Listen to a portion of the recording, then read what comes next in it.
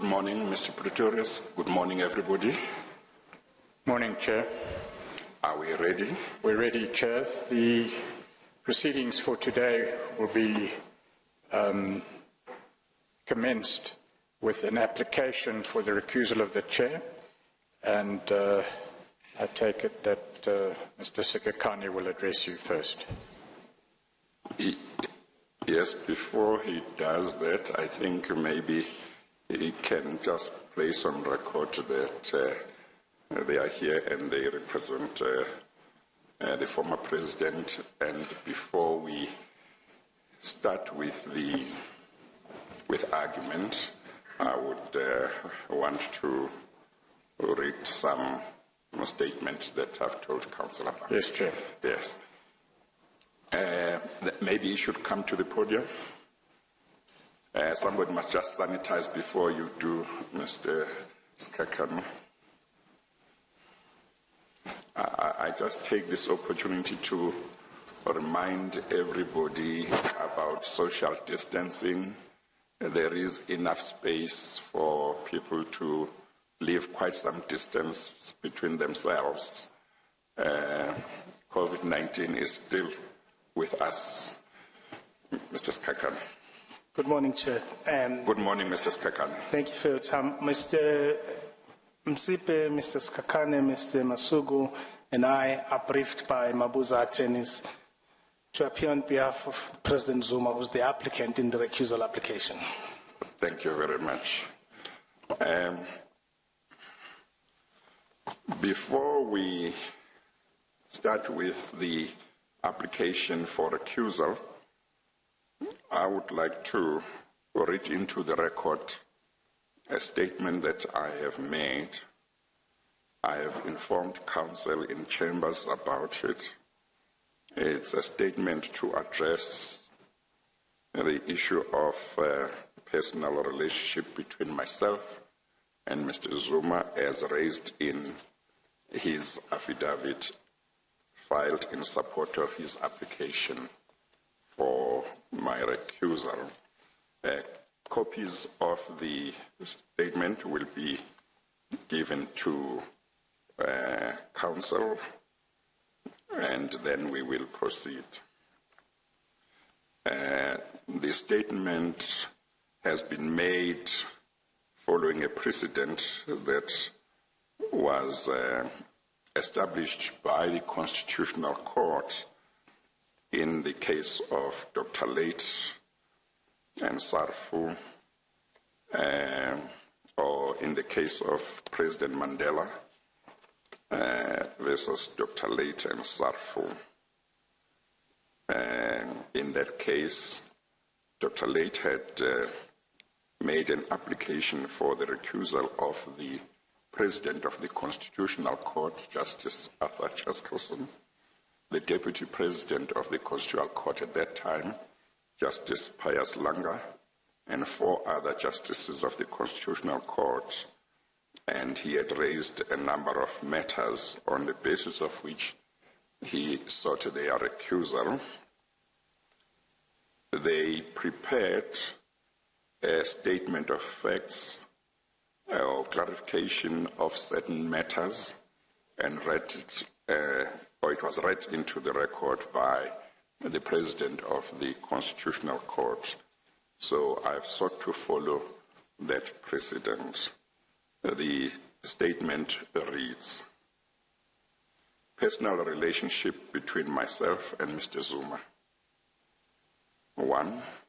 It is true that Mr. Zuma and I have known each other from the early 1990s when I was still in private practice as a lawyer in Durban, and Mr. Zuma was one of the leaders of the African National Congress in KwaZulu-Natal. My interactions with Mr. Zuma from the early 1990s to the time of my appointment as a judge in 1997 were connected with my work as an attorney and my association with the ANC, of which I was a supporter. 2. After my appointment as a judge in 1997, my interactions with Mr. Zuma were of a personal nature and largely occurred when we met in government functions. Our personal relationship has been a cordial and pleasant one over the years, but did not, generally speaking, involve discussions of any serious matters. This had to be so because we would normally interact when we met at the opening of Parliament or other government or state functions. However, there were 2 or so occasions when Mr. Zuma was not in government when he asked for a meeting with me, and I agreed to meet him. I think that this would have been somewhere between 2005 and 2007. He was staying in an hotel in Durban, and I met him. There was one time when I also asked for a meeting with him about 13 or 14 years ago, when he was still out of government, and I met him in his Forest Town house in Johannesburg. On that occasion, I wanted to raise with him a matter that I considered of public importance. 3, I do not think that I had any other one-on-one meetings with Mr. Zuma other than the ones referred to above. I leave out one that I deal with under the topic of professional relationship. The meetings referred to above all happened more than 13 years ago. 4, as far as I recall, I never had any one-on-one meeting with Mr. Zuma throughout the period of 9 years when he was president. 5, when Mr. Zuma's late wife had passed on many years ago, maybe 18 or 20 years ago, I, like many other people, did go to his official residence as the then deputy president to see the family. 6, as far as I remember, I've been to Mr. Zuma's residence referred to above on the limited occasions mentioned. However, I may have been to his Durban residence once. 7, although Mr. Zuma and I have a cordial relationship and have over the years interacted with each other pleasantly wherever we met, mostly in government functions, Mr. Zuma's statement that we are friends is not accurate. In this regard, I highlight the following. A, Mr. Zuma has never been to any of the houses in which I have lived with my family since the early 1990s, and I've never invited him. He only met my wife at the opening of Parliament or other government function. He has also never been to any of the places in Gauteng in which I've lived over the past 23 or 24 years since my appointment as a judge in 1997.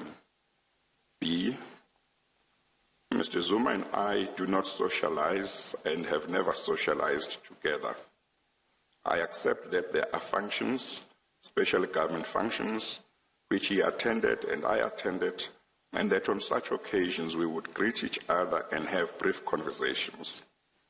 After I'd been elevated to the bench in 1997, in January 1998, my law firm held a gala dinner in Durban for my farewell from my law firm, and many people were invited, including His Majesty King Goodwill Zwelithini, but Mr. Zuma was not among those who were invited. I've never invited Mr. Zuma to any family function, including my birthdays, since I met him in the early 1990s. He has also never invited me to any of his birthday parties since we got to know each other. C, Mr. Zuma does not get told when there is a death in my family. As a result, he has never attended any of the family funerals we have had since I got to know him, even though from the early 1990s to date, I've lost 4 siblings and my mother. I've never attended the funeral of any member of the Zuma family, nor does Mr. Zuma inform me when there has been any death in his family. To the best of my recollection since the 1990s, I've never shared any private meals with Mr. Zuma. E, I've never been to Mr. Zuma's presidential office when he was president, nor did I go to his official residence. 8, in paragraph 29 of his affidavit, Mr. Zuma says, and I quote, "I can recall an occasion when Deputy Chief Justice Zondo was elevated to the bench. We discussed whether our personal relationship would jeopardize his judicial career. We agreed that we would relate in a manner that would ensure that his judicial career is not adversely affected. I understood and appreciated that he wanted to draw a line in my relationship with him that would create the public perception that he relied on me as president to rise in his judicial career." 9. No such discussion ever took place nor could have taken place between myself and Mr. Zuma when I was elevated to the bench. My elevation to the bench occurred in 1997. Mr. Zuma says that he understood and appreciated that I wanted to draw a line in my relationship with him so as not to create the public perception that I relied on him as president to rise in my judicial career. Mr. Zuma was not president in 1997. He was MEC for Economic Development in KwaZulu-Natal. As he was not president and was only an MEC, he could not have had any influence on my rise in my judicial career. 10. Mr. Zuma says the personal relationship between the two of us is such that I should have declined my appointment as chairperson of the commission and that it renders me biased against him. In 2011, as a judge of the High Court in Pretoria, I had an application concerning a contested mining right where one of the contesting companies belonged in part to Mr. Zuma, Mr. Jacob Zuma's son. I had full argument in that matter and gave judgment against, among others, the company in which Mr. Zuma had an interest. There was never a complaint that I should have recused myself in that matter or that I had found against Mr. Zuma's company because I was biased against Mr. Zuma's family. That was the Session matter. From November 2011 to May 2012, when I was an acting justice of the Constitutional Court, and during the past 8 years since my appointment as justice of the Constitutional Court, I've sat in a number of matters which involved Mr. Zuma as president, in which the court has given judgments, sometimes against him and sometimes in his favor. And Mr. Zuma has never complained over all these years that I had a close relationship with him which disqualified me from sitting in matters in which he was involved.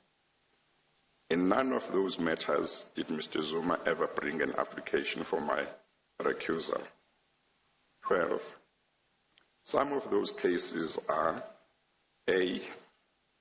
Economic Freedom Fighters versus Speaker of the National Assembly and others, 2016 3 SA 580CC, Nkandla judgment. B. Economic Freedom Fighters, Speakers and National Assembly and others, 2018 2 SA 571CC. C. Democratic Alliance versus President of the Republic of South Africa and others, 2013 1 SA 248CC.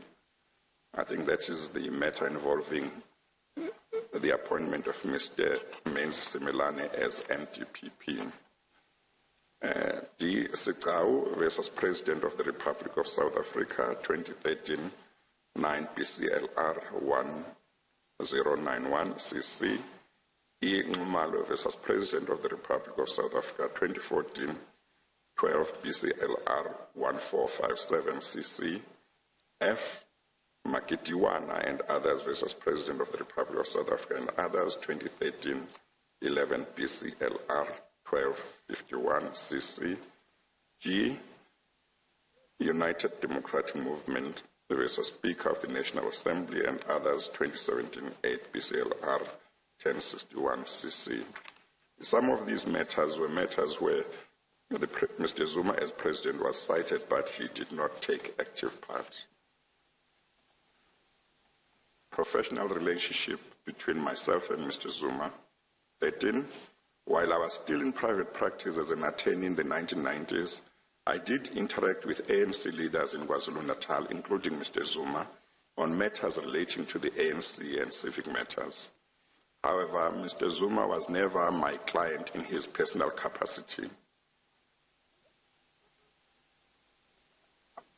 However, I would have discussed with him and other ANC leaders some legal issues on an informal basis, even if no legal proceedings were instituted. My partner in my law firm would also have interacted with ANC leaders, including Mr. Zuma. I confirm that Mr. Zuma and other ANC leaders approached me at the time and asked me to provide legal services to King Goodwill Zwelithini, but I suggested my partner, Mr. Mate, be the one because he had family ties with the royal family. In 1996, I did have a one-on-one meeting with Mr. Zuma in my law firm when I had been instructed by a certain client to institute certain legal proceedings against him, and we met to discuss the matter. I ended up not instituting those proceedings because I got appointed as an acting judge in the labor court before instituting proceedings, and my client had to find another lawyer. Announcement of 21 September 2020. 14. The announcement I made on 21 September 2020 was not made in a media conference. It was made at the commencement of commission proceedings on the day when Mr. Zuma was supposed to have appeared before the commission. Mr. Zuma's attorneys had, prior to that, sent the commission a letter dated 1 September 2020, a copy of which is attached marked AA. It also occurred after the failure by Mr. Zuma to comply with a Regulation 10.6 directive dated 27 August 2020, a copy of which is attached marked BB, and giving no explanation why he had not complied and not applying for an extension of time.